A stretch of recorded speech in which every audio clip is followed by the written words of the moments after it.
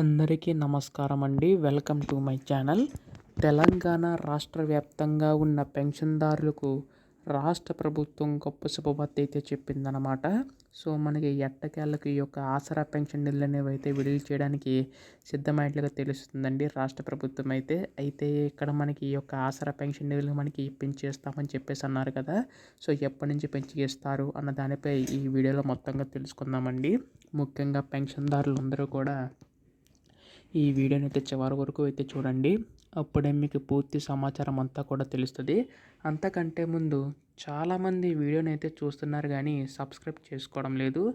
మీరు కనుక సబ్స్క్రైబ్ చేసుకుంటే నేను పెట్టే ప్రతి చిన్న లేటెస్ట్ అప్డేట్ కూడా మీరు ఎప్పటికప్పుడు మిస్ కాకుండా తెలుసుకోగలుగుతారండి. అందుకోసం వెంటనే ఛానల్ సబ్స్క్రైబ్ చేసుకోండి. అలాగే వీడియోకి అయితే లైక్ చేయండి. దీని ద్వారా మరికొంతమందికి సమాచారం అయితే అందుతుంది. ఇంకా ఆలస్యం చేయకుండా వీడియోలోకి అయితే వెళ్ళిపోదాం.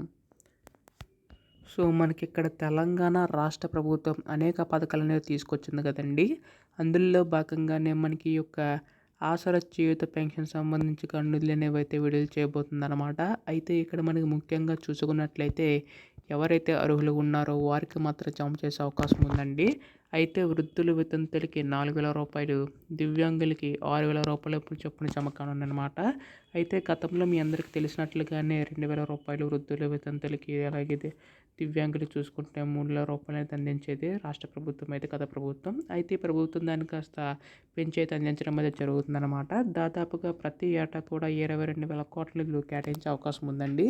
అయితే దీనికి సంబంధించి గాను రాష్ట్ర ప్రభుత్వం కూడా మాత్రం జమ కానున్నాయండి. అయితే ముందుగా ఏ జిల్లాలకు జమ చేస్తారు అన్న దానిపై చాలామంది అయితే అడుగుతున్నారు. సో మనకు వచ్చిన సమాచారం ప్రకారం మనకి హైదరాబాద్, సంగారెడ్డి, మేడ్చల్, కరీంనగర్, కామారెడ్డి, మెదక్, సిద్దిపేట వంటి జిల్లాలకు అయితే ముందుగా జమ చేసే అవకాశం ఉందండి.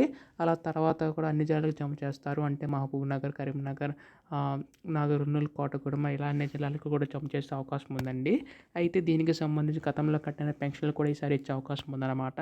అయితే దీనికి సంబంధించి గాను రేపు ఎల్లుల్లోగా అధికార ప్రకటన అయితే రానుందండి. ఇప్పటికే రైతు భరోసా డబ్బులు అయితే జమ చేసుకుంటూ వచ్చింది. త్వరలోనే ఈ యొక్క ఆసరా పెన్షన్ సంబంధించి కూడా పెంచి అయితే అందించే అవకాశం ఉందండి. సో ఇటువంటి అప్డేట్స్ అన్నీ కూడా మిస్ కాకుండా వెంటనే తెలుసుకోవాలనుకుంటే మాత్రం ఛానల్ని సబ్స్క్రైబ్ చేసుకోండి. ధన్యవాదములు. జై హింద్.